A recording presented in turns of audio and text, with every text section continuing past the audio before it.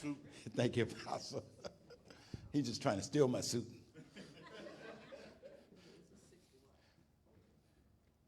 Good afternoon, y'all. Good afternoon. You know, this is the hardest time to teach is right after somebody just finished eating greens.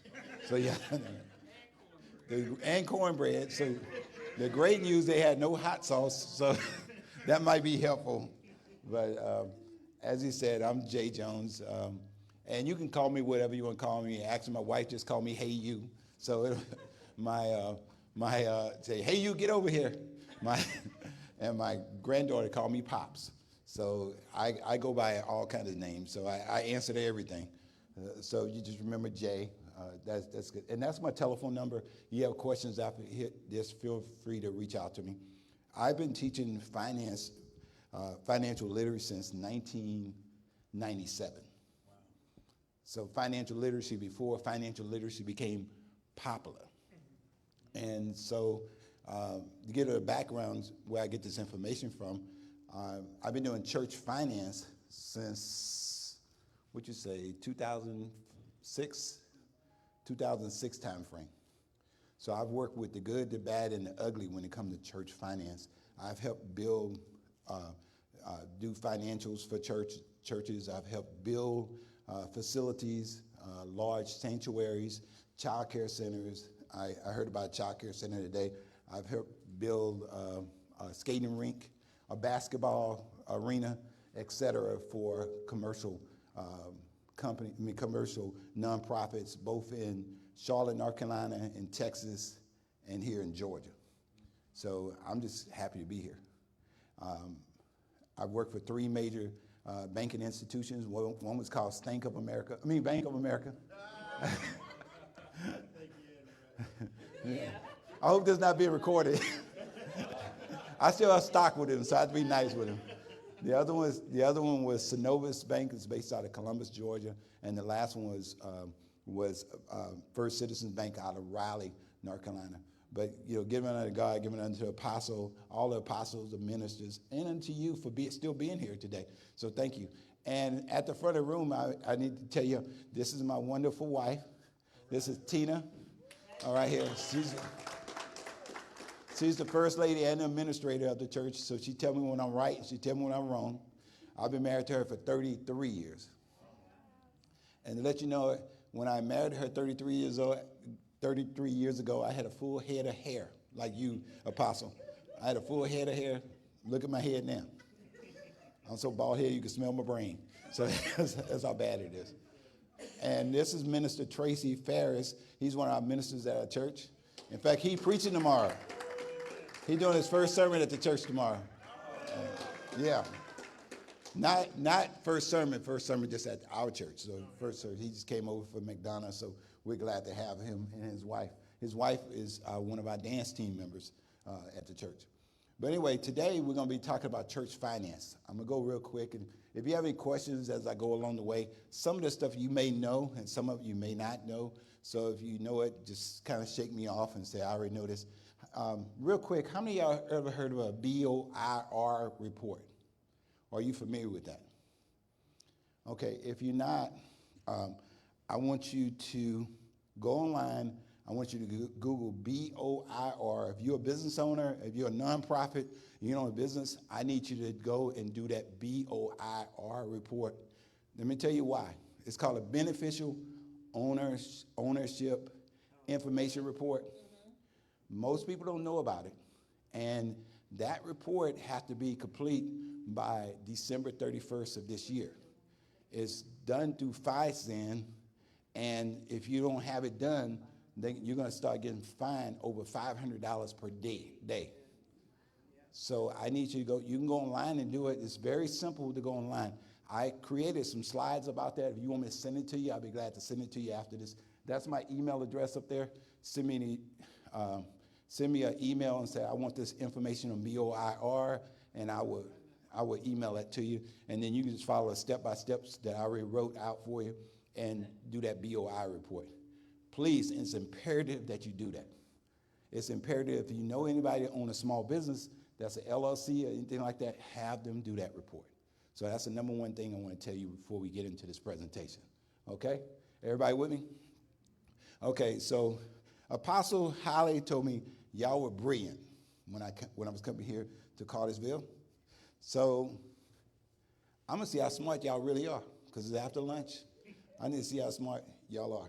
And we're going to do it together. This is a test before I go into what we're going to talk about. This is a test. Spell the word mop. M-O-P. We got to do it together now. How you spell mop? M-O-P. That spells? Mop. Spell the word top. T-O-P. And that spells? Spell the word cop. C-O-P. And that spells? Okay, let's do it together. Let's spell the first word. M-O-P. Mop is spelled? M-O-P. Second word is cop. It's spelled? C-O-P. Last word is top. It's spelled? C-O-P. What do you do at a green light? Mr. Eric, I know he was in the Army, so how many Army people we have beside over here? The Army, that's 3 Army. You got to stop at a green light? No, you go at a green light. So I need y'all to listen to what I'm talking about. And don't join the Army in this. Be all you can be. Do not join the Army. Too late. So this is an overview of what I'm going to talk about in the next few minutes. I'm going to talk about just 501c3s, nonprofits. I'm going to talk about some kind of personal financial statement. Anybody familiar with a PFS? Okay, I know some of you may be. Dunn and Bradstreet, DMB. Is everybody here familiar with DMB? And am I singing to the choir? Are y'all familiar with that? I am. You are? Thanks, Doc. Non-profit registration. The reason why I'm going to mention that because it's a large percentage of churches that are not registered with the Secretary of State. They think they are, but every year you need to register annually. And I'm going to talk a little bit about financial software merchant service. I'm not trying to sell you anything, so you can hear me. I'm not here to sell you anything. I'm not here to influence you to go to one bank or the other. I'm a retired banker. I don't represent any bank. I don't represent any merchant service company.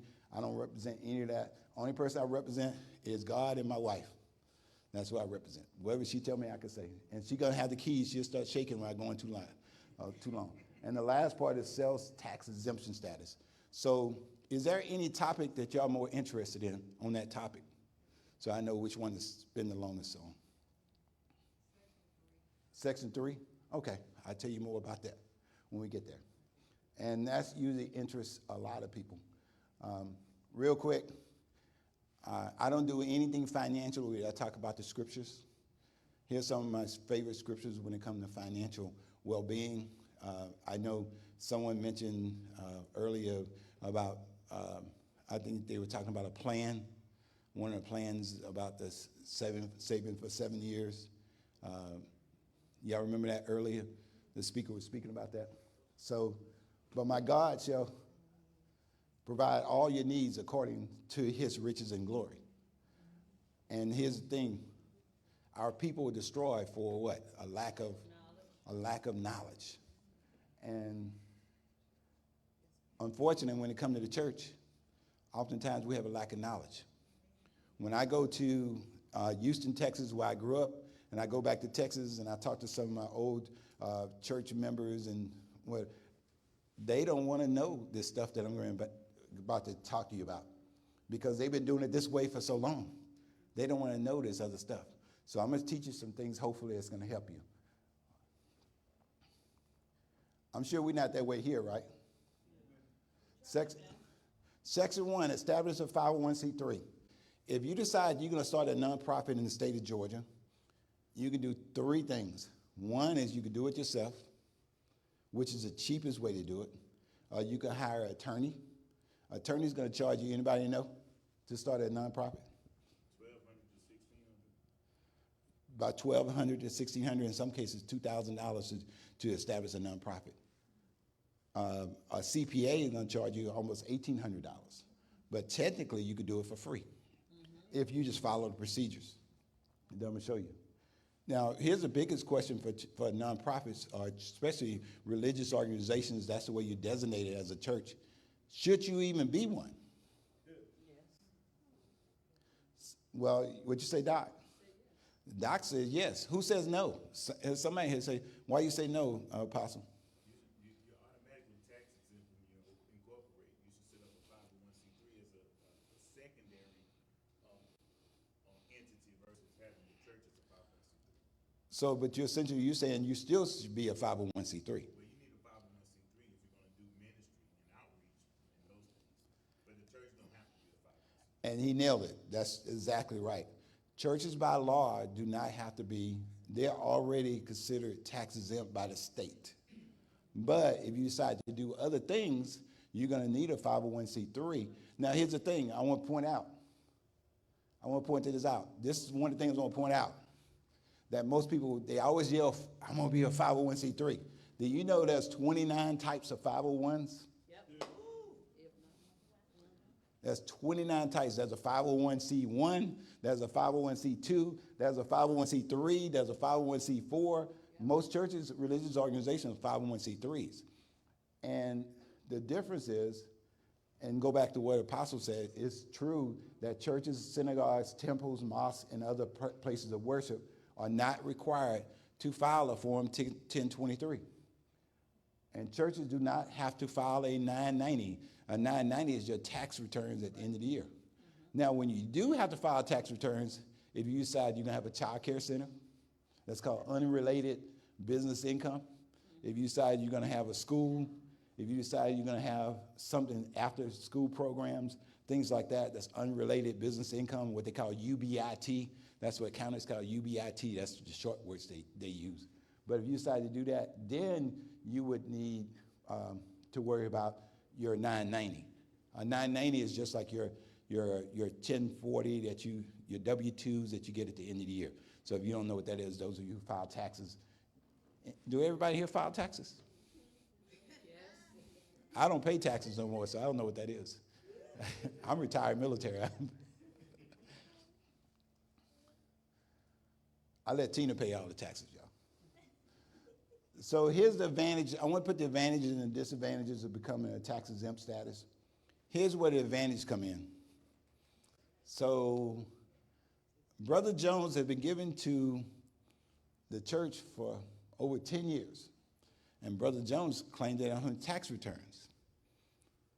And then what happened is Brother Jones get audited. Have anybody ever been audited other than me? How many times? Just one. How many times have we been audited? You said one time. How many times have we been audited? We were audited 3 times. One too many. And let me tell you that 3 times, and 1 too many, and 3 times. And the time we were audited, guess who were doing our taxes? Who were doing our taxes, Tina? XRS personnel. A what? XRS. They said there was an ex-IRS tax agent. I never deal with anybody ex-IRS. Never, ever, ever. When I started doing my taxes myself, then I never got audited again. But we got audited 3 times as a result of dealing with somebody who's an ex. So go back to the person that was donated for 10 years, so they get audited, and the first thing the auditors ask for is show me proof that you were donating to a nonprofit, a 501c3. If you just donate to a nonprofit and they weren't a 501c3, they exclude all those donations. Did y'all know that? I didn't know that. Yeah. You knew that, right, Doc? So that's the danger of not being a 501c3. That's the danger of not. So people's contributions to our church, if we're not a 501c3, is invalid? No, it's not invalid. I said if they get audited. Now the likelihood of they getting audited is like less than 2%. I don't want you to get scared and say, oh, because you're still a nonprofit in the state. You consider a nonprofit in the state. But they could exclude it. They could. If you get the wrong agent, they could. They don't have to. In our cases, we had given to several nonprofits. So you can give to Goodwill, to Samaritan Purse. Those are all 501s. So you can give to them. You can give to the church. But now, because they changed the exemption, it's not going to matter that much anyway. But I just want to give you that as an example. So does your formal structure, your limited liability, you're limited for liability as a church when you have a 501c3. It's certain things that people can't sue you for when you're a 501c3. So that's your advantages to being, and you're eligible for other grants and other public and private grants. These are your advantages to being a 501c3. Your disadvantage is it costs money to create one. I told you you could do it yourself, but sometimes you don't know how to do it. If you're not my master's degree is in public administration, so I learned about nonprofit, so that's why I had to learn that in school, so I know how to do that stuff, and so that's how I learned how to do it. It was just part of my education process. Share control, scrutiny by the public. Some people don't like it because once you become a 501c3, guess what? You have to open your books up to the public. That's right. And you should be opening your books up anyway. That's right. So your books should not be a secret to your congregation. No. They should be able to say, hey, I would like to see the books. Okay, here it is. Here's our financial statement. So this is what it looks like. And earlier, Apostle says there's a difference between a nonprofit and a tax-exempt status. Nonprofit status is a state law concept. Nonprofit status to make an organization eligible for certain benefits. How does an organization become tax-exempt? Is you apply for that 501c3. It costs $600 in the state of Georgia to apply for a 501c3. That's what it costs. How do I attain one? Here's a funny thing that I get most often. This thing is the bottom. I get this question most often. People come to me and says, I'm just doing the 1023 EZ, which is one page. Guess what? That don't apply to churches.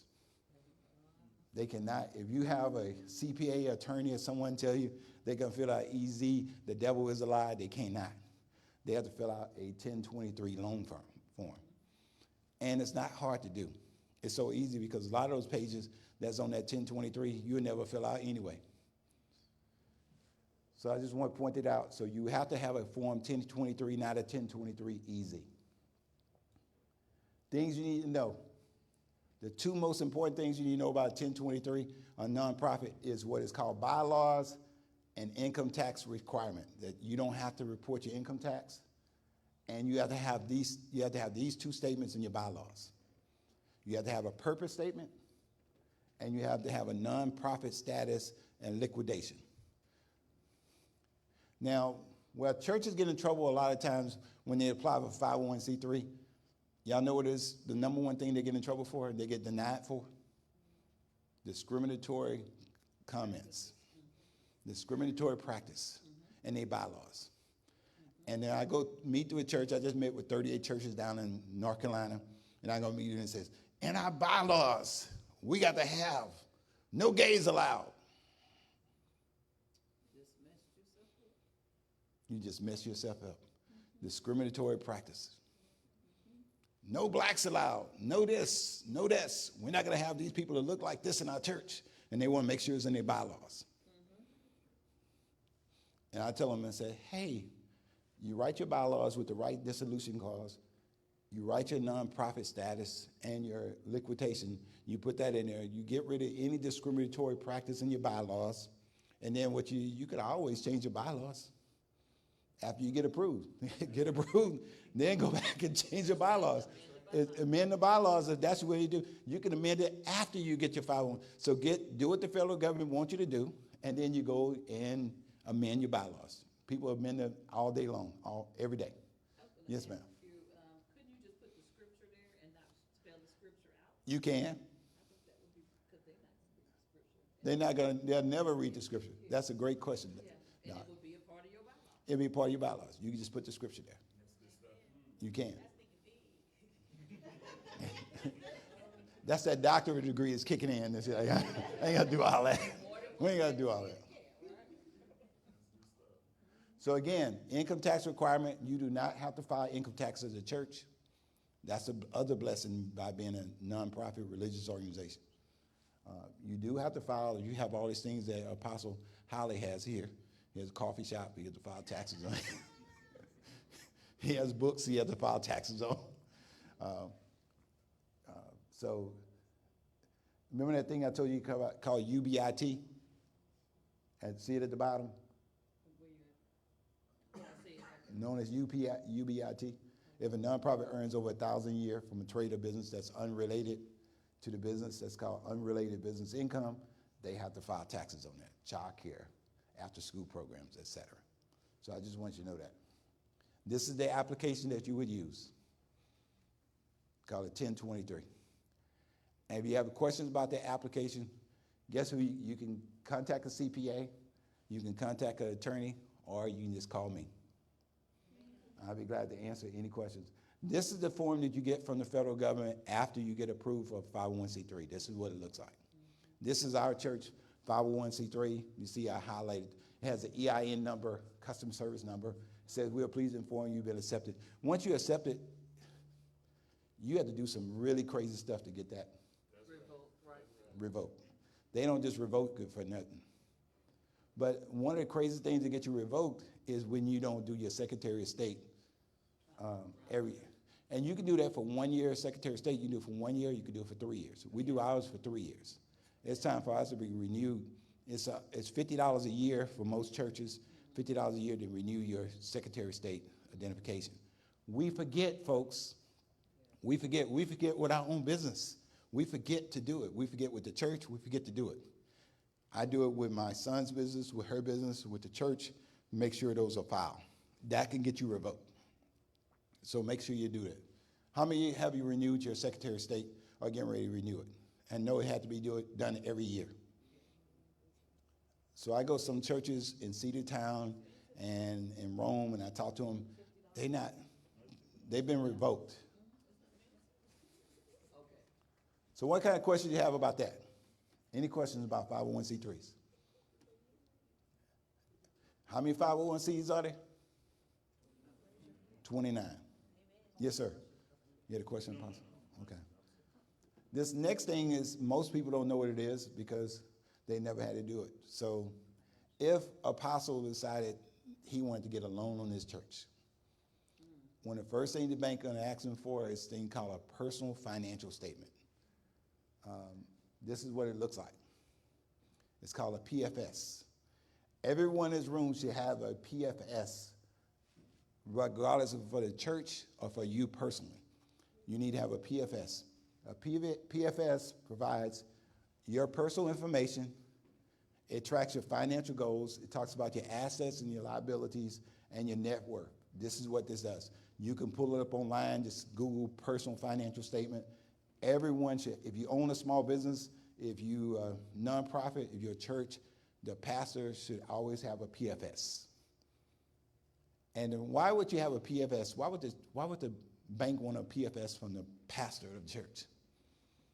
Why would they want that? What's that? Yeah, they want to know how he's managing, or he or she are managing money, because some pastors don't know how to manage money. Amen. Did you say amen, Doc? I sure did. It's real stuff. So, but also the other reason, because the bank always want a personal guarantor, and they want to know if that personal guarantor is a good steward of their money. Amen. Because they're not a good steward of their own money, they ain't gonna be a good steward of the church money. And the PFS also helps them pull another thing called a personal credit report. Do everybody here know what their credit score is? Yes. Or do y'all check? Do you know what is the main credit score you should have? Everybody know? You're not going to Credit Karma. No.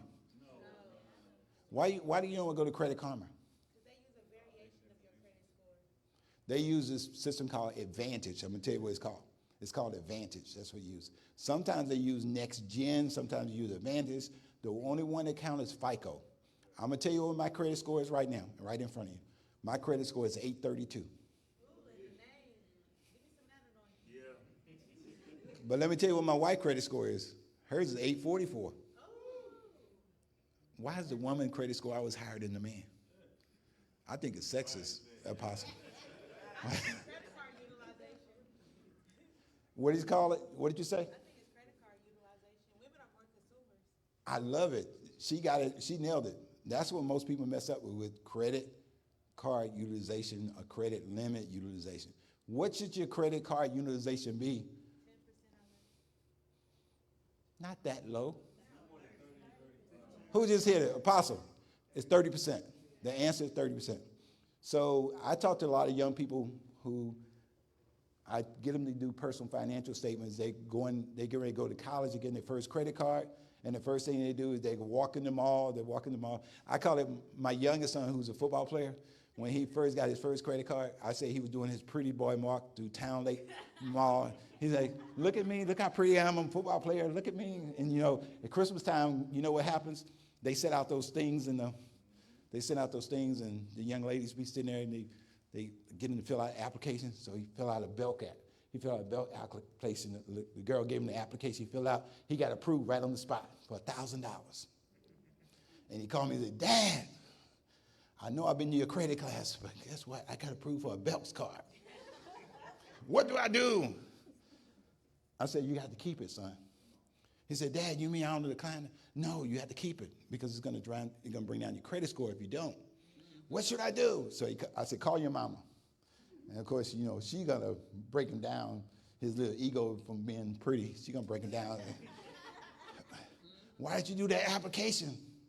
So what we did, we let him charge $300, 30% on that card.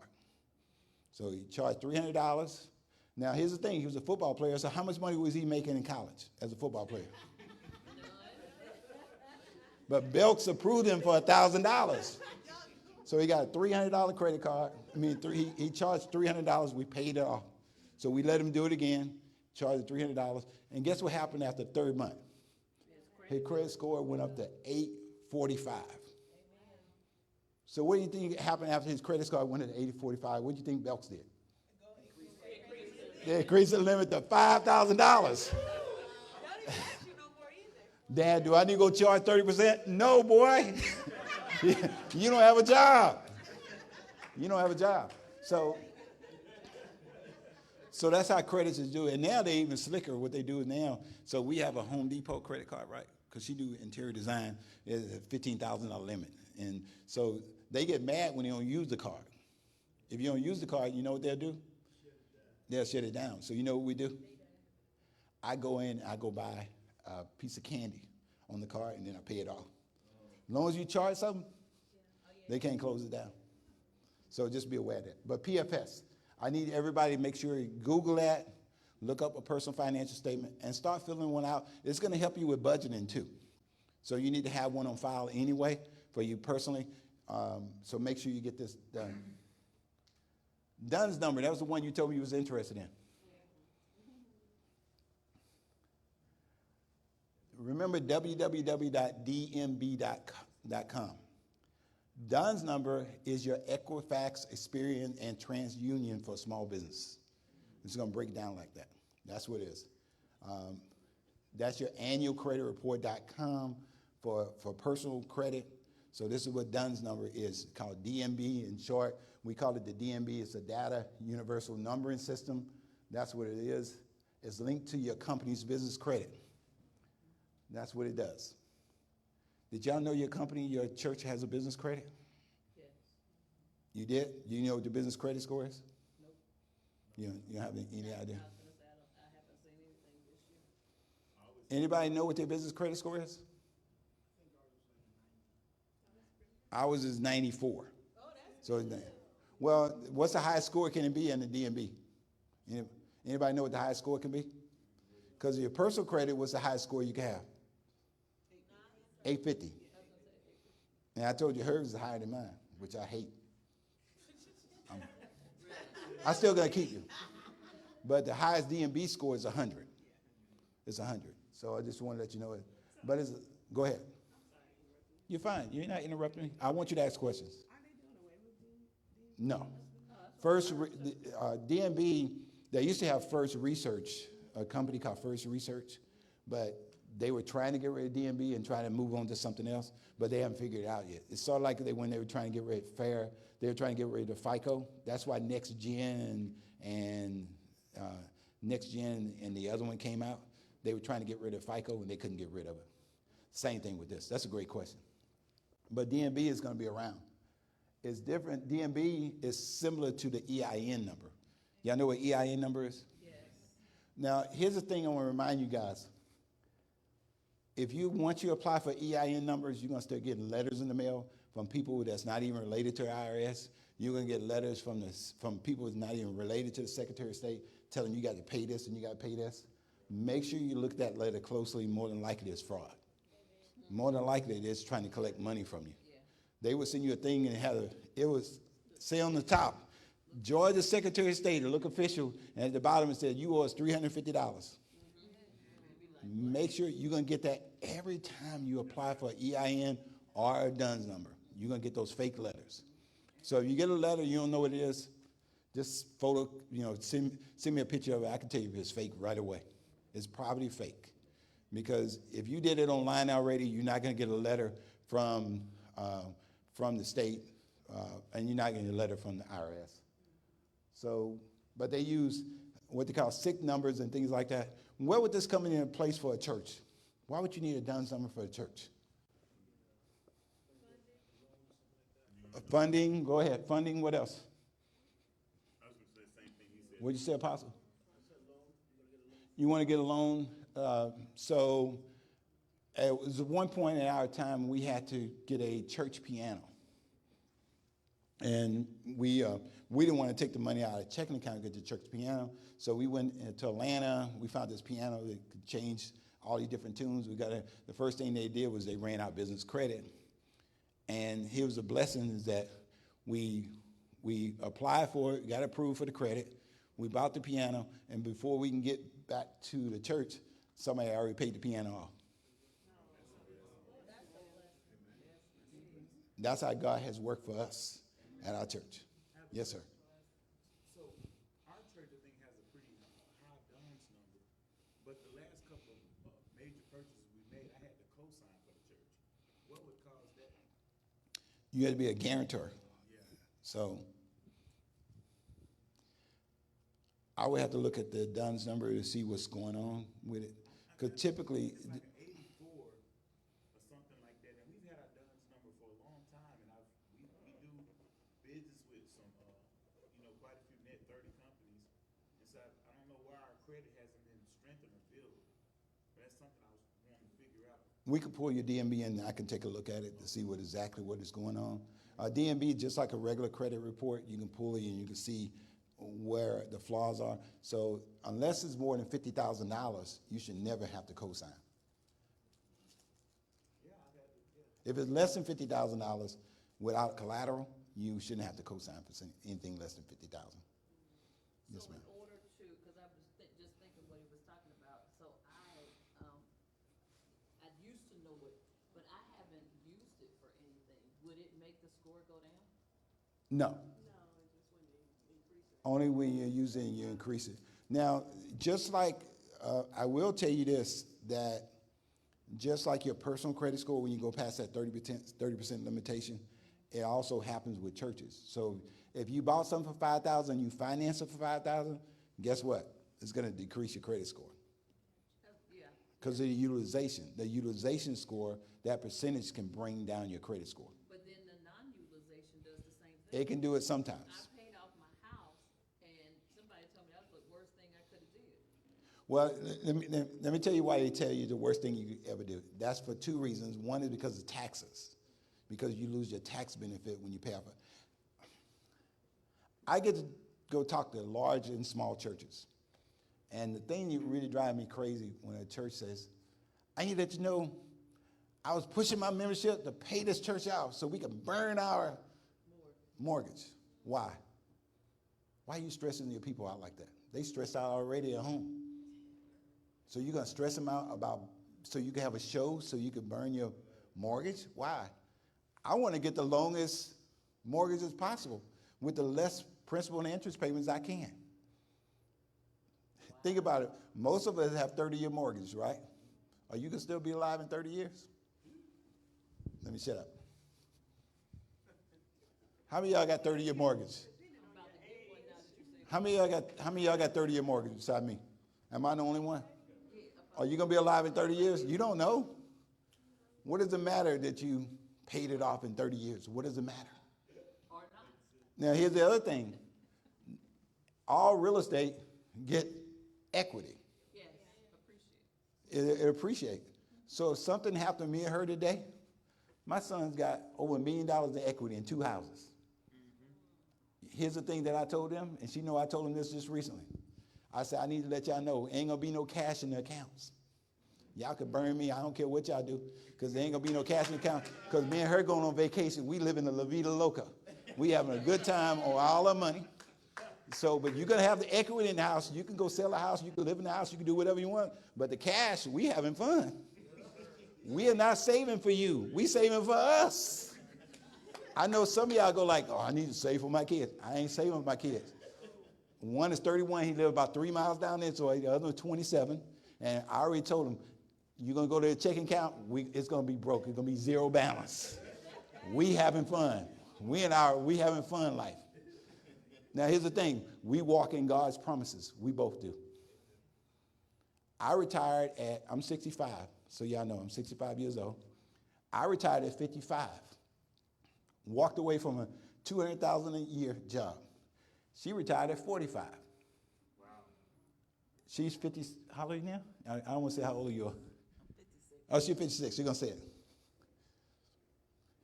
We were making $400,000 a year when we walked away from our job. We walked away from a job, and she's like, "Boy, are you crazy? We live in $400,000 a year to walk away." And guess how much we were making when we walked away? Zero. And guess how much money we get from the church? And guess what kind of house we live in? Because now when people see us in our house, they see the cars we drive, and they don't know those cars are old. They just stay clean. The cars are paid for. The house is almost paid for. And they say, how do you do that? And they like, oh, the pastor taking money from the church. That's the first thing they say out there. You don't know what I had to do to get where I'm at. $2 you put in the offering basket ain't It's not getting that $2. That $2 ain't getting it. But God has blessed us exceedingly and abundantly on what we ask for or think. He continue to bless us over and over again. He bless us through our sons. I have one son that's 27 years old. He's an influencer. He has over 9 million followers. He's doing his thing. He's doing really well. And I told her I didn't self-actualize till Christmas time. It was over Christmas I've self-actualized. Y'all know what self-actualization is? Y'all heard of Maslow's hierarchy theory?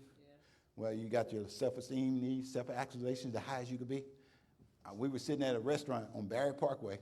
It was 8 of us, and we were eating at Christmas time. And after the bill come, I always pull out my check, my American Express card. Never leave home without it, because she's gonna pay the bill.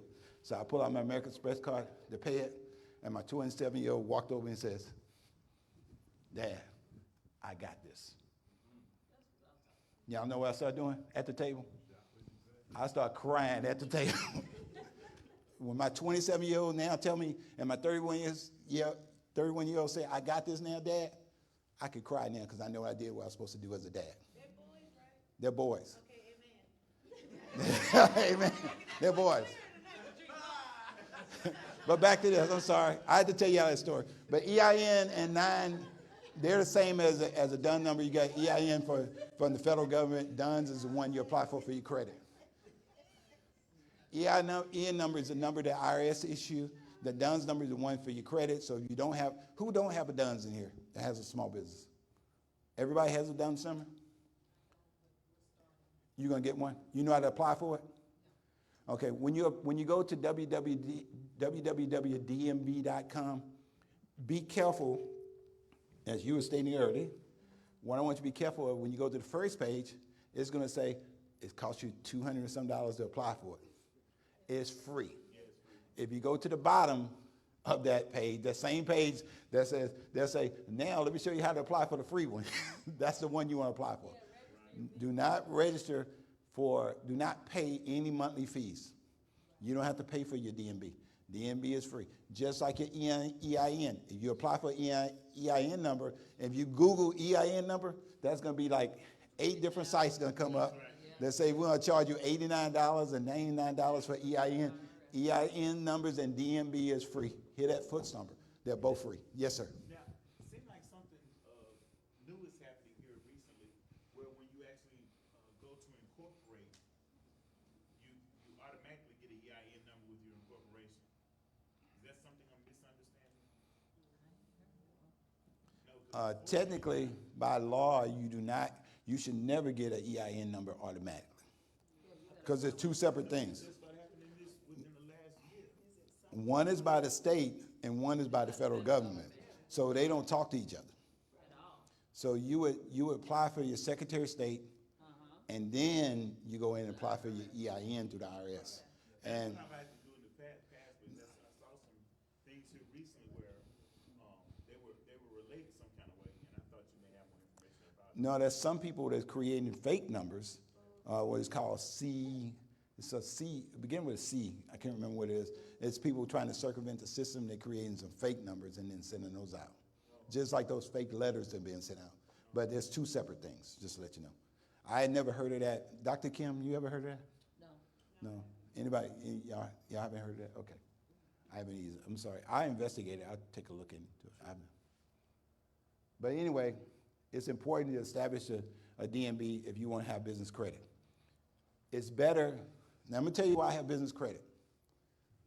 It is better to use somebody else's money than your money. I could take the church money and invest it and earn an interest, compound interest on that. Or I can use a 0% same as. She's a 0% expert. 0% same as cash, 24 months. 0% same as cash. Now, I want you to remember, be careful of all 0% same as cash because they'll set you up. I'm doing personal in this business side. So let me give you an example. You go to Rooms to Go. At Christmas time, they have 0% same as cash, 24 months. So you go in, they give you a $10,000 limit. And you go in, you buy some furniture for $8,000. So they send you one bill for $8,000, 0% same as cash, 24 months. And then your wife decided, or your husband decided, I need some kitchen furniture. So you go in and apply again. You go in again, they say, oh, you got $2,000 left. So what they do is they create you two different bills. So while you paying on the $2,000 and not the $8,000. Right. So in the meantime, when the 24 months kick in, they're gonna double their interest on you. That's exactly what they do. And they do that. Not only Rooms to Go. I'm just giving Rooms to Go as an example. A lot of furniture stores do that. A lot of financial companies do that. She had to catch them several times, right? Trying to do that, and they'll do that. So they do that, all kinds of stuff. They do it with churches, especially. One of the things they do with churches, so you know, with religious organizations, when you go into finance and you say, hey, the max they usually go on churches on loans is 20 years. That's typically the max. Amortization is 20 years. But what they do is they convince you, Apostle, I can get you a lower payment if you just do interest only for a year. And because the payments are low, guess what he says? I think it's a great idea. Instead of paying $1,000, I'm going to pay $500. And every year, guess what happens at the end of that year? You got to pay 1% of the value of that loan. You write in the bank 1%. They've been doing that forever. So they rip you off by making you pay that 1% every year. 1% of the value of the loan. So what happens if you have a $500,000 loan? What's 1% of $500,000? Anybody know? 1% of 500,000. It's 50,000. Isn't it 50? 1% is 5,000. 5,000. 10% would be 50,000. So 5,000. But every year, $5,000. If you had to pay $5,000 every year, you can use that to pay the principal down. That's right. But they convince you that the bankers convince you that it's okay to pay that interest only, and you like, oh, this is great. That's the greatest banker in all the world. And guess what he's doing at Christmas time? He or she, they getting that money as a commission, putting it in their pocket, and they go and party for Christmas. They thank you so much. So be careful of interest-only loans. And go ahead and amortize it as long as you can. And then if you want to make extra principal payments, if the church bless you, you can make those things. Your parishioners bless you, then you can make the extra principal payments and pay it off early. You can always pay something off early if you like. So here were the scores I talked about earlier. If you have 100, it's the best. We're not the best. We're good. We're just not the best. 0 to 49 means you're high risk. They're not going to give you that money for that piano, and they're not going to give you them money for the drum sets. 80 to 100 mean you low risk. You said you were 92, 90 something. You're in the 90s, so that's good. If you ever go to a bank, those of you who decide you're going to go to the bank, and I know Apostle Holly, he's very familiar with this. You go to the bank, and one of the first things they're going to tell you is fill out one of these things. This is the other thing you need if you're a nonprofit. You need what is called a religious organization questionnaire. You need to fill it out. Go ahead. You need to do one every year, update it, complete it. This is where you have, and you can just Google it if you want to. There's different ones that have come up. Every bank has them. Every financial institution has religious organization questionnaires. It's going to ask you questions like, who's your architect? Who's your contractor? What does it cost if you're building something? It's going to ask you who's the head clergy. They want to know how long that clergy's been there. If you've been there for 1 year, I'm going to tell you it's going to be a no-go. You got to be at the organization for at least 2 years. You got to be the pastor for at least 2 years. Length of time they've been with their organization. They want to know what the denomination is. Why do they want to know what the denomination is? If you're not in the denomination, does that mean you can't get a loan?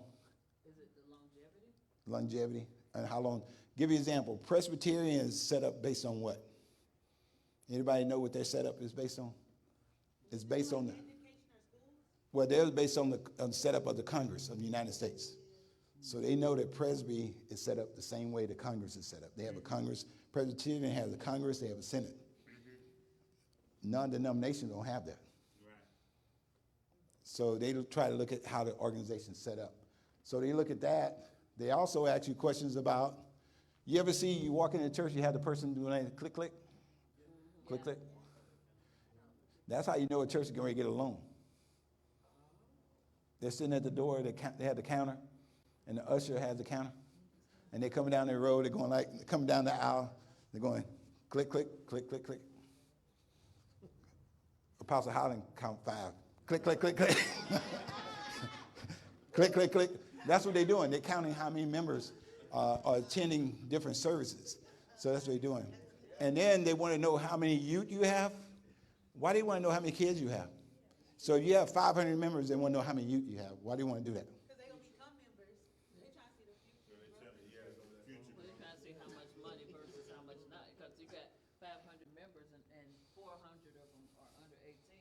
Ain't no money. It's no money. Say that again, Doc. No money. So you saying young people don't donate? Out of my pocket. Well, the funny thing, our church is probably less than 3 miles from Kennesaw State University. Oh, wow. So one of the biggest things our members wanted to do, we want to recruit at Kennesaw State. And I went to her and said, you know that's a cost center. What do you mean? That's an expense. If that's an expense you want to take over and understand it's an expense, it's not a way you're going to get revenue for the church. That's right. Is your mission, if you want to do it, yes. But if you're saying you're going there to get money, the answer is no. Kids are broke. Now, here's the amazing thing that always happened to us. But we have taught our kids how to give. We have a young man as a member of our church in Germany. He's 9 years old. He tied to our church every week. Amen. He's 9 years old. He figured out a way. What he tied last week, right? He tied every week from Germany. His parents are in the military. He tied every week. So I'm not against his tithes. I'm just telling you, if you do that as a money, saying that's a money maker, that's not the way you make money. But it is a way you build saints. You build discipleship. So that's your love you're giving back. So, but don't go into it like, I got to go make some money. Ain't going to happen. Doc said it. Ain't no money. It's a cost.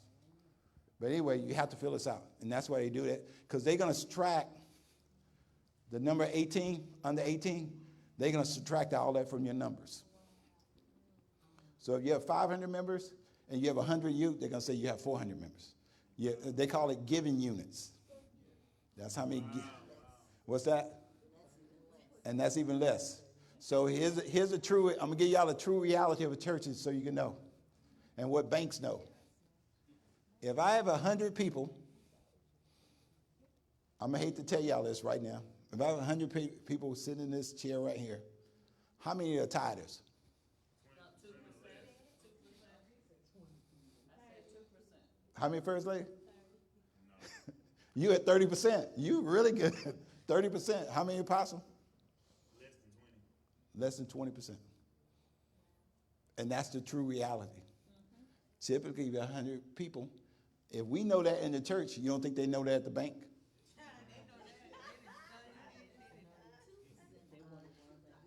Say that again, Tina? 2% are true tithers. Only 2%. What's a true tither?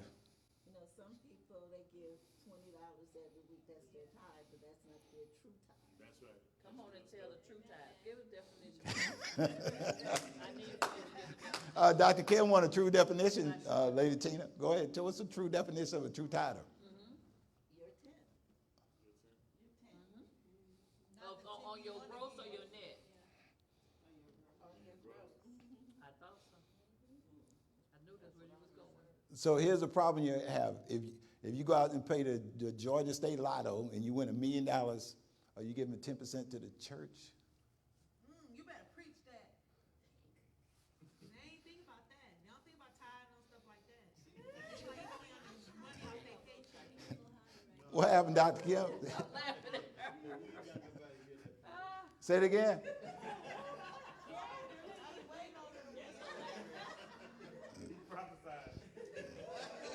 I wouldn't be mad though. That reminded me of the guy who went to the church. He kept going to the pastor. He kept going to the pastor. Pastor, I need to win the lotto. I need to win the lotto. I just can't win the lotto.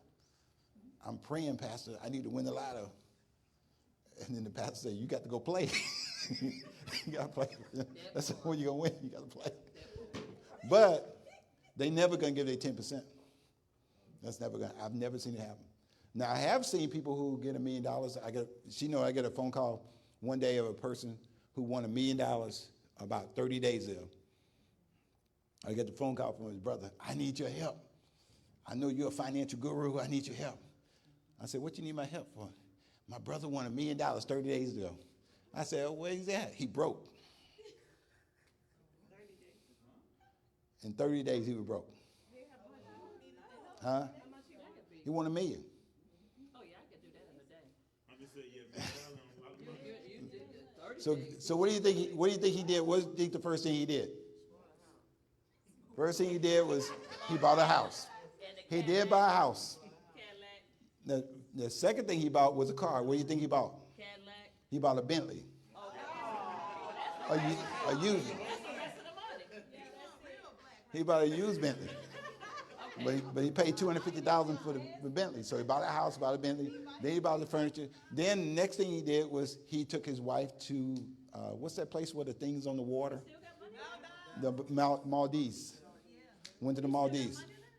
So he spent the trip. So here's the next thing he did. So he took his wife wife and kids to the Maldives. Then the next thing he did was he took his girlfriend to. No, I was gonna say next thing he did went back to work. He took his girlfriend to Europe. Then I tell you, he had a wife and kids. That's what we heard. Okay, you heard that part. And the one thing he didn't account for was Uncle Sam. Because when you get in a tax bracket, if you have $1 million, what tax bracket do you go in? So without owning a business, you had 30%, over 30%. So 30% of $1 million is how much? 300,000. So he was broke within 30 days. That's how it can happen. That's why I teach money management. That's why we talk about this. And the Bentley broke down. You can't afford to change the brakes. So that's what happened. So documents required for a loan approval process. If any of you ever decide you're going to file for a loan, these are the documents that they will tell you need. These are what they call conditions. When the bank ever call you and says, if you're applying for a house, they say, we got some conditions. These are called conditions. We need your formation, your articles of incorporation. We need your 501c3. We need your budget, your financial statements. We need your pledge receipts. That's the people that actually give.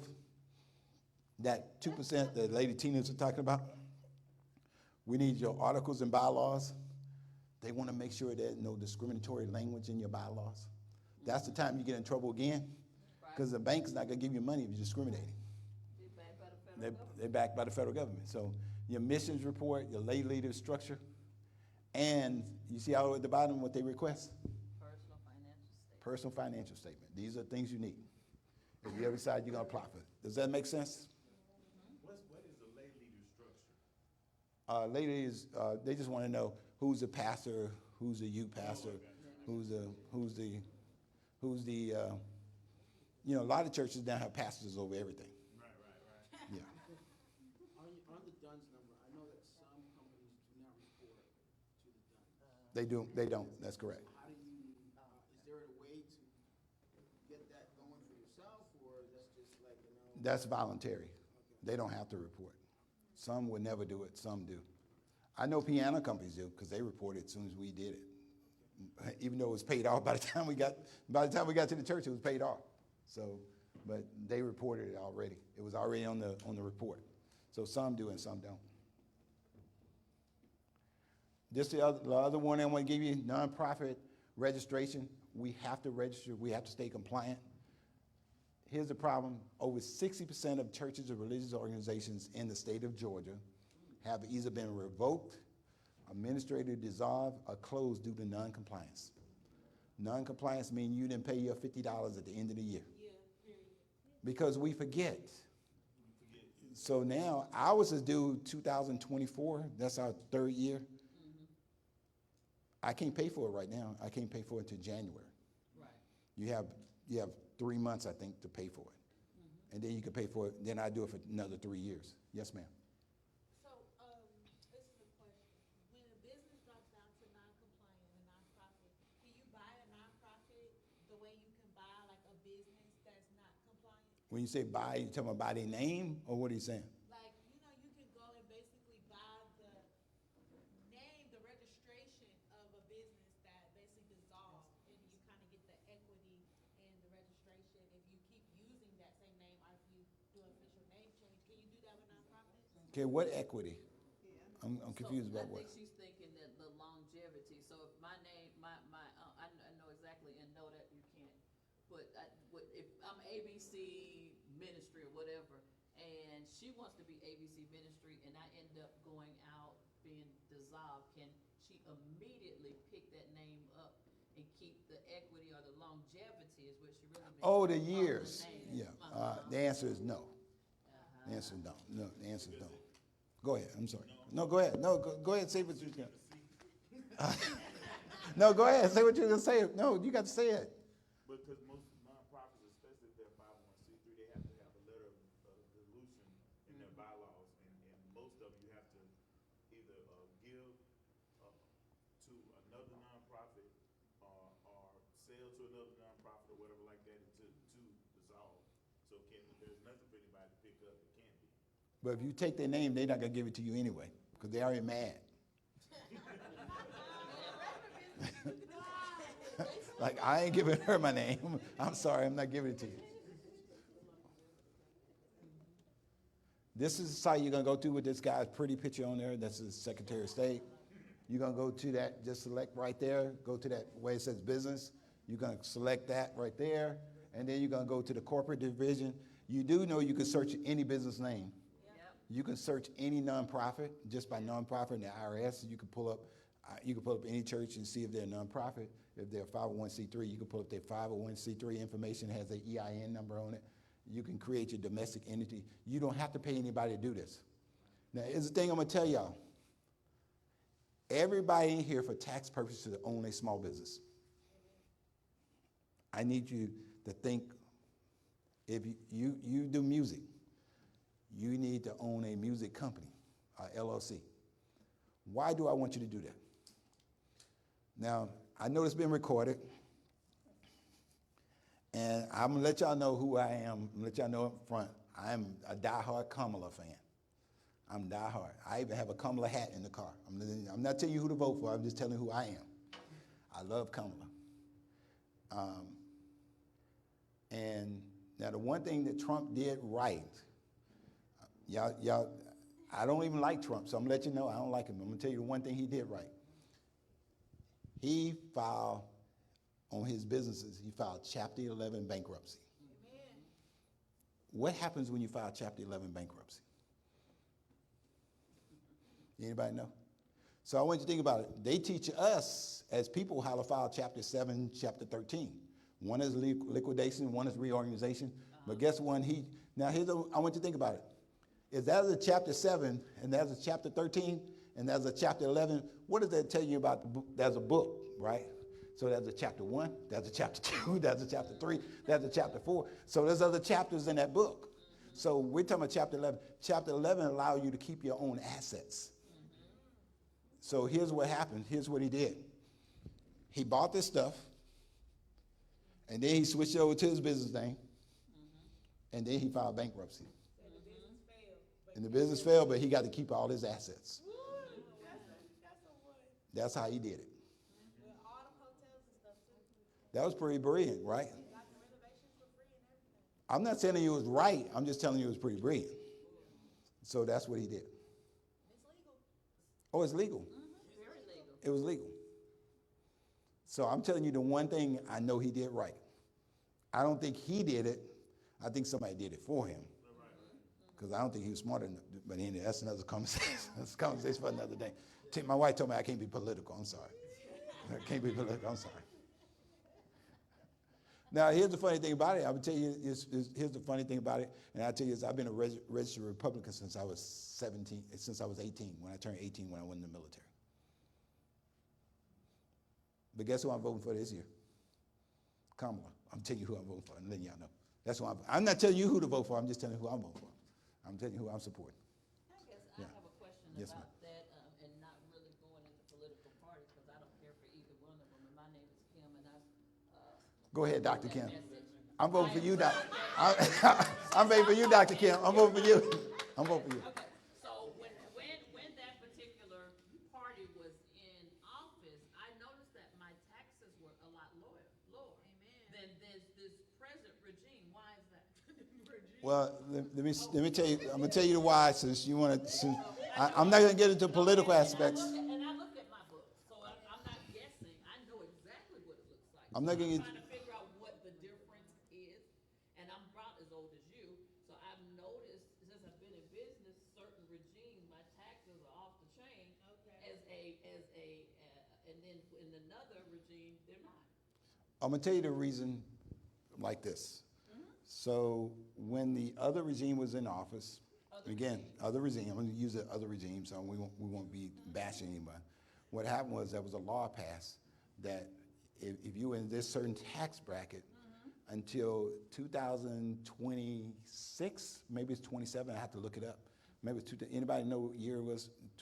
Your taxes would go up every year. But if you were in Tina's tax bracket, guess what happens? Her taxes go down. So if you're in her tax bracket, it goes down. But if you're in your tax bracket, it goes up every year for the next 4 years. That was a law passed When?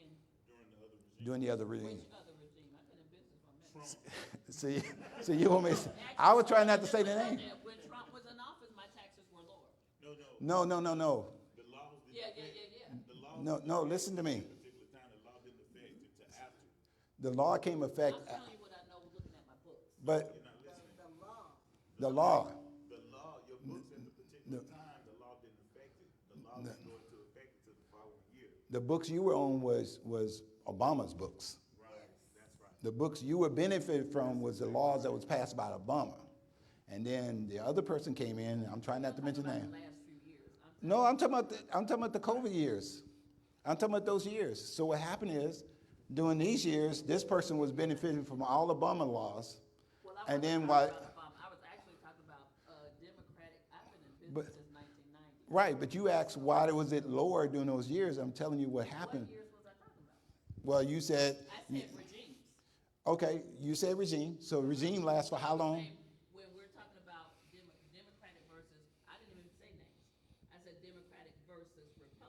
And how long does the regime last? The regimes last 4 years. 4 But years. They're not the only two presidents that's ever been on this earth. Oh, I'm not disagreeing. I look at my business and my taxes overall, and I look at my money. I noticed that my taxes are lower with the Republicans versus the Democrats. I didn't say nothing about Obama. I didn't say nothing about Harris. I said nothing about Biden. I'm talking about the regimes. So tell me how that works. We're not talking about the last 16 years. The same thing he said, it still applies. It don't matter. But you were talking about a law that just came into thing. I wasn't talking about that law. I'm talking about why overall. Well, the law didn't just came in. The law is active right now. Every year for the next 4 years, your percentage go up. So this has happened all over the period of the 90s into 2000? No, Okay, that's what I'm talking about. no, I can't tell you that. Okay. I don't have, if I had it, if I had in front of her, but here's the other thing I would tell you. When it comes to business, most people call it tax write-offs. Accountants would tell you there's no such thing as a tax write-off. There's a such thing as a tax deduction.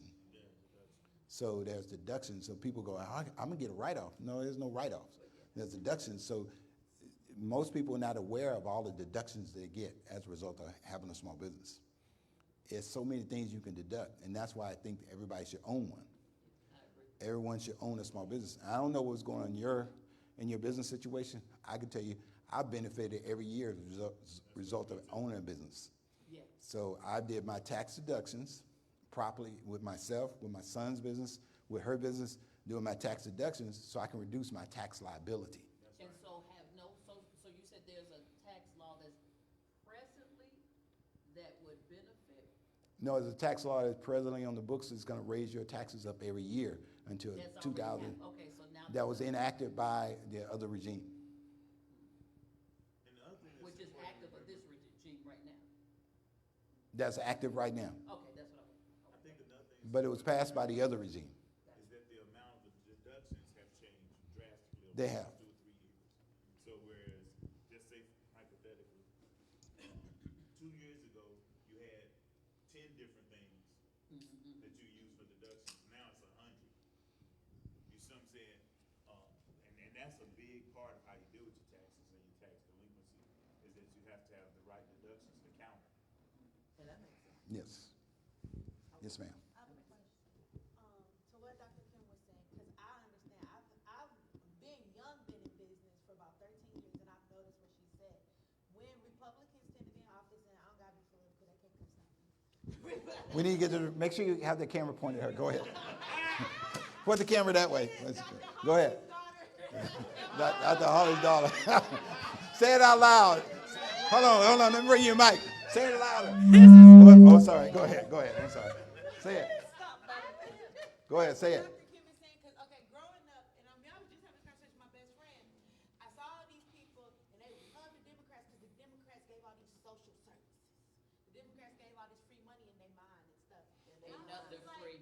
And I was like, wait, no, that's not how that works, because people like me at that time, I'm working, I'm not getting the food stamps and the Section 8 and stuff, and my check is getting ate up. But then I'm watching y'all eating off of food stamps, and I'm like, wait, now I see what the Republicans is talking about. Okay, and then I get into business, and I notice, when the Republicans are in office, the stock market does better, gold, certain things, assets and investments, and it seems like business in itself, in the industry, does better under that regime, like she said, Well- versus the Democrats kind of come in and give everybody these little handouts. and Well, then let me help you with that right quick. First of all, the Dow has been the highest it's ever been, ever been this year. The Dow, that's the Dow Jones Act, that's the investment you're talking about. It's been the highest it's ever been. Who's in office? Who's in office? Who's in office? Who's in office? Now let me back up. So it's been the highest it's ever been, ever. So let me back up for a second. So here's the thing. I let you know, my dad had 12 kids. I'm the youngest of 12. I grew up so broke, and somebody robbed me, to just be practicing. That's how broke I was. I was on food stamps. I had powdered milk. I had the Kellogg cornflakes that didn't have the sugar in it, the one with the rooster on the front. I had the powdered milk in the box. That's what I grew up on. And then I married that lady. And I was a senior airman in the military. And we had a kid. And I was so broke. We lived payday to payday. We didn't know how to pay our bills. We didn't know how to do whatever. And then I had to go get WIC for her, that social support to feed my kids. And here's the thing, when a significant event woke up me that I was so happy to be able to get that, to be able to feed my children, I couldn't afford to feed them because I wouldn't make enough money as a senior airman to take care of her and my kids. And then I went to the store. And she sent me and said, go to the store, go get some WIC. So I go to the store to get the WIC, and I'm standing in line at the checkout line. And here's the thing, I picked up the wrong peanut butter. Yeah, has to be certain people. And you know what they did? They stopped the whole line and said, he got the wrong peanut butter. I didn't pick up the one that said Wix on it. Yeah. And then after I got past that, she said, he picked up the wrong cereal. And here I am as a black man. I'm turning colors in the line. I was already light. I'm turning red because she's embarrassing me right now. And I called my wife and said, baby, I don't care if I have to work 3 jobs. I ain't going to get no milk. I ain't going to get nothing. I ain't going to get no WIC. I ain't going there again. But I'm going to tell you this. I've evolved since then. If you got a WIC card, you don't want to go, I go stand in line and get your milk for you. I've evolved. I don't care. If they hold up the line, I'm going. I'm going to get my free milk. I'm going to get my free cereal. I thank God for Jesus. I thank God for giving me those programs that helped me when the time. Now, I thank God that I ain't got to do that no more. But it was a time I did. I appreciate that boost that I got. If anybody been in that situation beside me, where you didn't have nothing, and I had the food stamps with the, I had the money. I had the one you rip out. I didn't have the card. You could go with that card and slide it in like a credit card. I didn't have that. I had the paper. So time, how old are you now? So see, I'm 65. See, time has changed. See, now you don't have to know. They don't have to know. Nobody know you on WIC or EB. They don't know you got that. But back in their days, That big old, the package. they know that. They know that. And girls wouldn't date me. Here's the other thing. Girls wouldn't date me because they knew I was broke. Because I was standing in line on Fridays. I had to stand in line and get my free lunch card because my dad couldn't afford to buy lunch. So I had to buy lunch. So I had to stand in line and get a free lunch card. And that's why I was so hard on my granddaughter. One day, my granddaughter's mother called and says, my baby ain't got no lunch money. And I call her, and she put that on Facebook. I call her and I said, don't you ever post something like that on Facebook, as long as I'm her granddaddy. She will never want for anything. She won't ever want for clothes. She won't ever want for food. She won't ever want for shelter. And she don't even have to pay for her college, because guess who got her? Her granddad. But it was a time I couldn't do that. I told you it was a time. That's my granddad. There you go. Granddad, loan me $5. Let me hold something. Go ahead, Apostle. I'm sorry. So as far as the business, bringing it back. Yes, sir. Bring it back to business. Bring it back, Apostle. You mentioned, to everybody to have a business. What do you recommend? LLC? I know it's depending on the business and all that other stuff and tax purposes and all that. My understanding is that LLC is the highest tax business. Well, you got LLCs, you got LLPs, you got limited liability corporations, you got limited liability partnerships. You also have S corps and you have C corps. So if you don't, C corps usually have boards, like Bank of America is a C corps. S corps is right underneath that. So it depends on the type of business you're starting. That's going to determine what you want. Some people are still sole proprietors today. And they're using their Social Security number. They work. But the problem is your liability to go with that. That's why people get LLCs versus that. So it just depends on the type of business. So, but I understand what he's saying, isn't it double tax? What's that? The LLC is double tax. It can be. Yeah, okay. At some depends on how much money you make, and then you want to be an S corp versus. That's what I had to end up doing. I was Yeah. like, well, wait a minute. That's where your taxes come from. It will come Well, I from. did say. So we just figured it out. Thank you, Apostle. We just figured out what was going on. We just figured out what's going on. Just that it wasn't. I did go from an LLC to an S corp. She had one of those former IRS agents. I talked to her. It's all right, Dr. Kim. Go ahead. I'm sorry. I'm just joking. I'm sorry. I just need clarification on this. The LLC, you can't just file the form for it to be elected as an S corp. You have to incorporate and then. As an S corp, you do. And ask permission.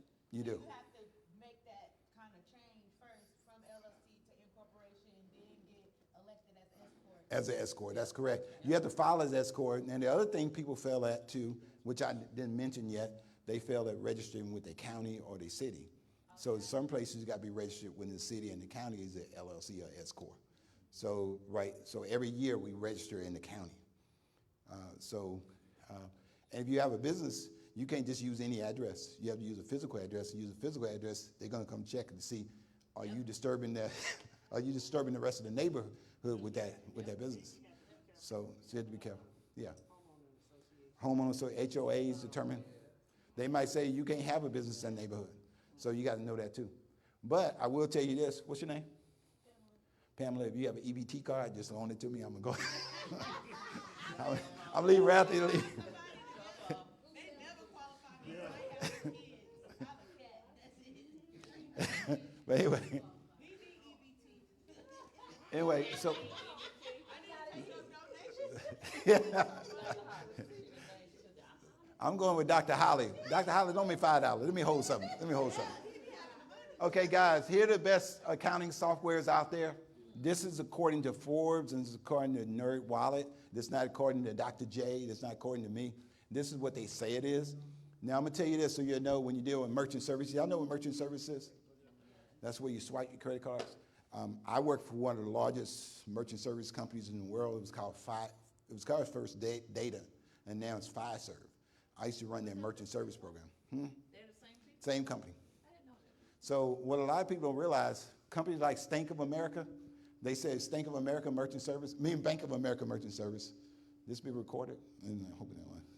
Well, Bank of America Merchant Service, they're a third-party vendor underneath Fiserv. Chase Merchant Service is a third-party vendor underneath Fiserv. Then WorldPay just changed the name. I can't remember who WorldPay used to be. So you only have like 4 or 5 very large merchant service companies. Yeah, they're demonic. It's like a monopoly.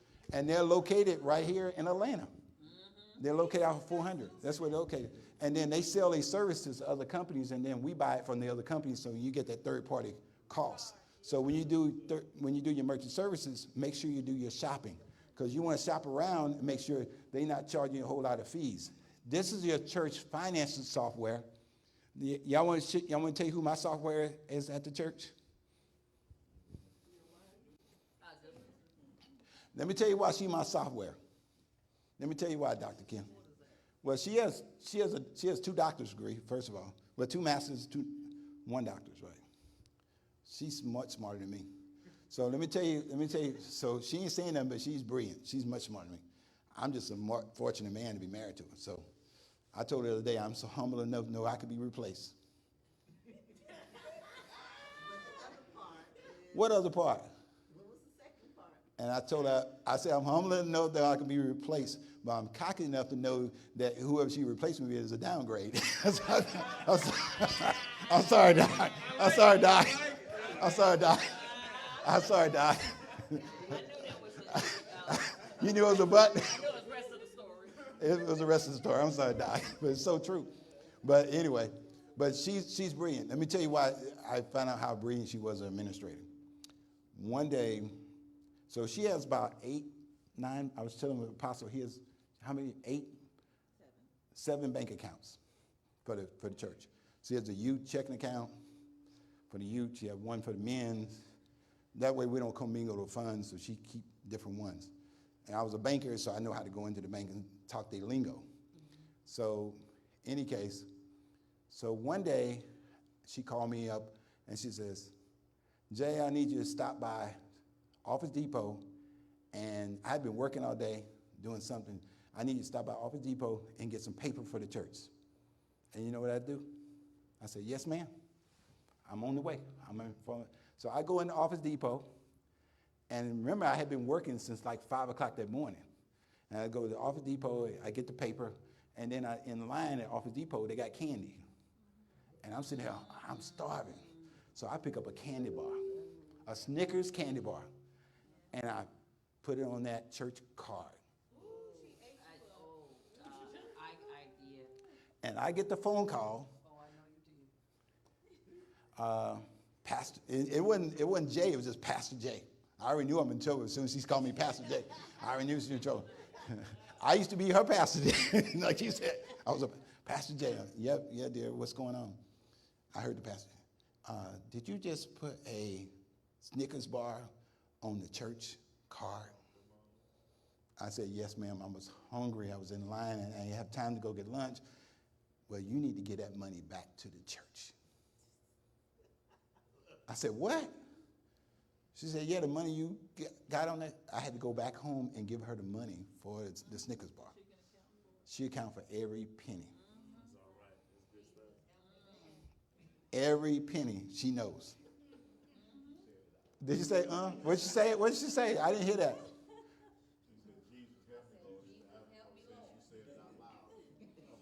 She been getting delivered for about 5 years. Okay.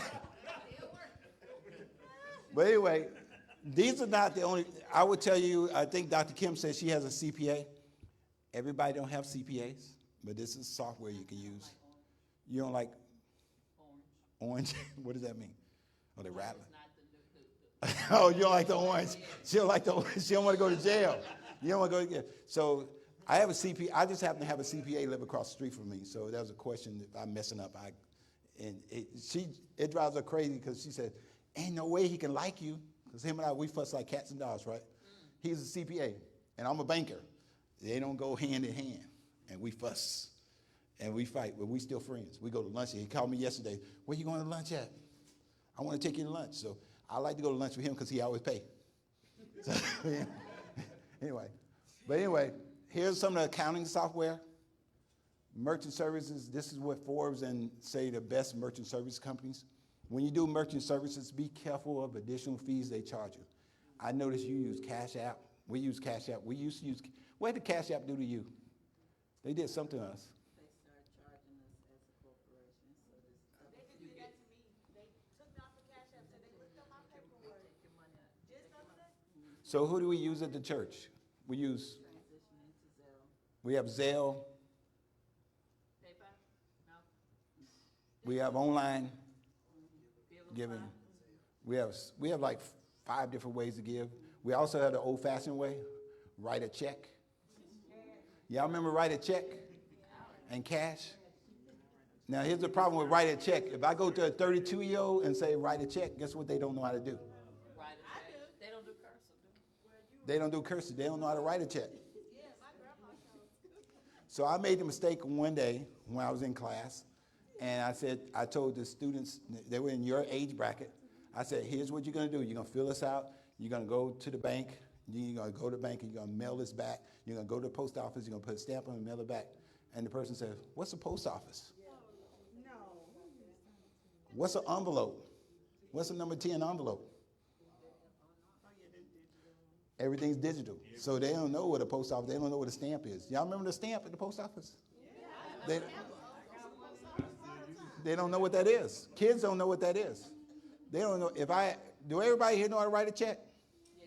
Everybody here really know how to write a check. Anybody don't know how to write a check? If you don't know how to write a check, raise your hand. I don't write checks, so I'll let you know. She write all the checks. I have no idea how much money I make. She gave me a budget, First Lady. You know what my budget is? I get $50 a week.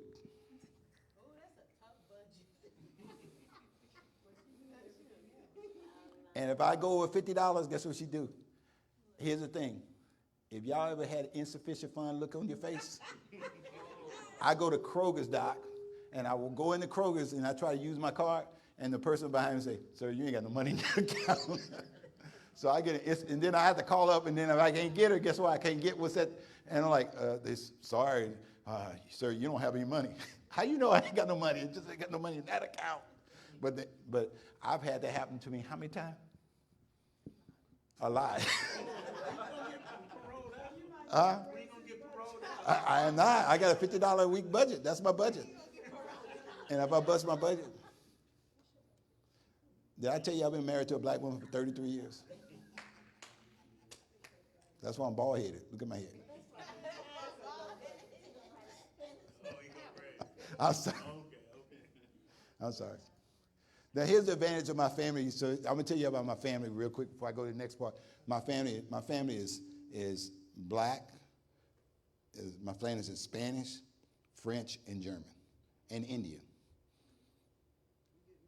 That's how it mixes. When you go to my family reunion, you know what you're gonna get. You know if you're gonna get a section speaking Spanish. You don't know you got a section speaking French, or you're gonna get somebody. You don't know what you're gonna get when you go to my family reunion. You never know, but they be good. I'll be eating some good food. Yeah. Yes. Real quick. So that's the best credit card companies. If you don't know who the other credit card companies, go to Zip, go to Yelp. Just go to Yelp and look them up. Watch out for the fees. If you don't know what to look for, let me know. I'll walk you through that process on Yelp. Real quick, this is a question that came up real quick about sales tax exemption. Churches do not qualify for six. I hate to tell you this, we don't qualify for sales tax exemptions. But your school does. Certain things does. Schools, after school programs do. This is what the Georgia regulation says. The reason why churches don't. This just was enacted this year. I don't want to say who by who, but it's enacted by somebody you like. They enacted this law that took away tax exemption from churches. So that's what happens. And that's the form you fill out. If you would go into Office Depot or you're going to Staples, you were buying something, you would fill out this form, in which you get tax exemption. Tax exemption is huge. So if you're buying something for the bookstore or something like that, I think they get tax exemption as well. Am I correct? Your bookstore does or no? No. No, they don't. Okay. But anyway, it depends on our state. In Texas, state of Texas, you're exempt from everything. But in Georgia, they changed it. That was done by a governor. I don't want to say which one. He's a friend of mine, so I don't want to say which one. What's that? Did I say this year? Did I say that? I'm sorry. Oh, sorry. So anyway, nonprofits, personal financial statements, DUNS number, religious organization questionnaire, nonprofit, financial software, sales exemption status. Those are things we talked about. I also teach financial literacy. We teach at, she teaches with me. We teach at, we were just in Newnan, Georgia. We were in Meta in Covington. We travel the world. We get a chance to teach financial literacy. People hate when we come and teach financial literacy because it'd be so real. They want to shut it. They want to shut us down from teaching. We don't teach people how to save money. We teach you how to keep your money. And also, we teach you not to live like we did when we grew up. We were both. So, little history about Lady Tina. Lady Tina, when she was 17, she went to the University of Oklahoma. That's where she graduated from. She lived in the airport. Like, you know, airport, and she puts those little buggies around to get the quarterback so she gets something to eat. I lived in my car, a 69 Volkswagen. Because my dad, when I turned 17, he said, "You 17, you graduate high school, get out." I had 12 kids. He'd get rid of them out. So I joined the military. I joined the Air Force, did 20 years in the Air Force. And then that woman made me go to school. She said, "You're going to be married to me, you need to go get a degree."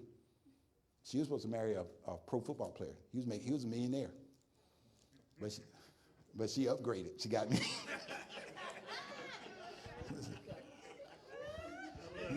So what happened was, the real answer, I came into life, made a jacket that just moved ahead, direction clear, became a reason for living. I became a heart, a soul, a strong inspiration. That's what happened. That's what happened.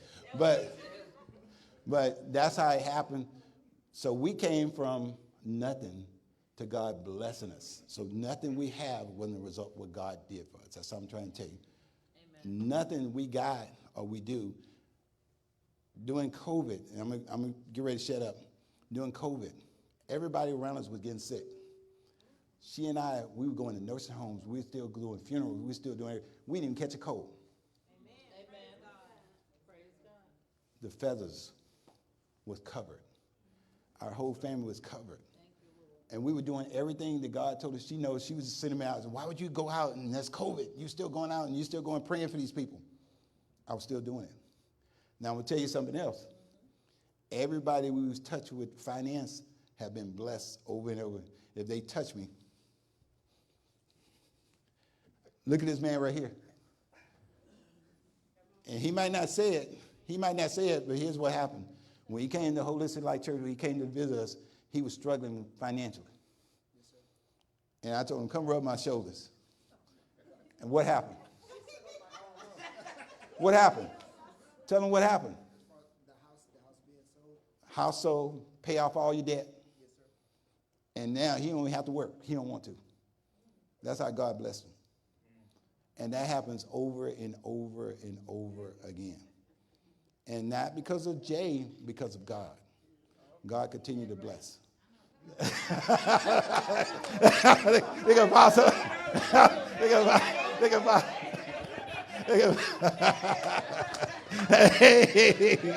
Hey, love it. I love it. Hey. In the name of Jesus, yes.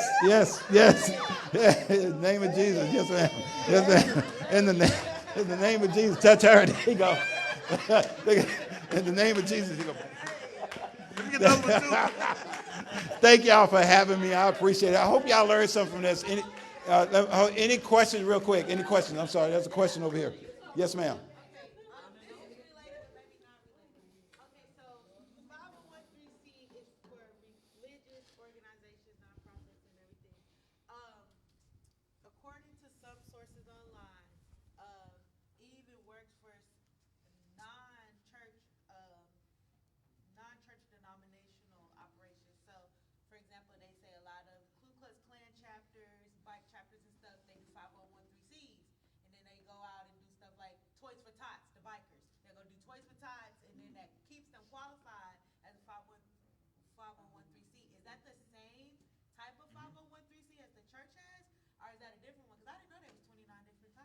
Well, you got 501c3, 4, 5, 6, 7, 8, 9.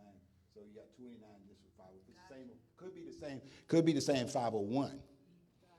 Now, I want to tell y'all, you got to be smarter than the average bear when you do stuff. So I know you listen to like Fox News, and I get that. So, but here's the thing, and I got to shut up because Apostle told me, you know. So recently, I had to go with a young man who's in the Navy. He's in the Navy Army. I had to go with him to North Carolina. And his car got towed away in North Carolina. And he called me and said, Pastor Jay, can you go with me to North Carolina? I said, yeah. So we go up to North Carolina. We go into the mountains of North Carolina. Have anybody ever been to the mountains of North Carolina? You know what you see in the mountains? You know what you see? You see flags. You see all kinds of stuff. If I didn't know I was a person of color then, I knew I was a person of color there. So when I got out there, so we pull up to go get his car got towed away. We pull up, and he said, what are you going to do? You see this place you at? I said, watch this. So first thing I did, I put on where's my hat at? No, I put on my hat. Because you know what I put in my hat? Because I was no longer a black man, I was a veteran. So I put on my hat, and the guy came out chewing tobacco. He said, hey, how you doing? I said, I'm doing great, sir. How you doing? What do you think about that election? I said, I love the election. People make some great decisions. He said, love the hat you got on. I said, yeah, I did 20 years in the Air Force. He said, thank you so much for your service. I said, I love that gun you got on your side. He said, you want to see another one? I said, yes, sir. So he goes inside. He goes inside, and he go gets another gun, and comes out, he uncocks it, he gives it to me. He said, take a look at this. I just built this for my wife. I said, I'm going to build one for my wife when I get home. How much can I buy this for? He said, you can't buy this. He said, but I'll help you build it if you want to. I said, thank you, sir. I said, I love your flags. Your flags are awesome. He said, great. And the guy, his name was Will, he said, how did you do that? I said, when you roam, you do what Romans do.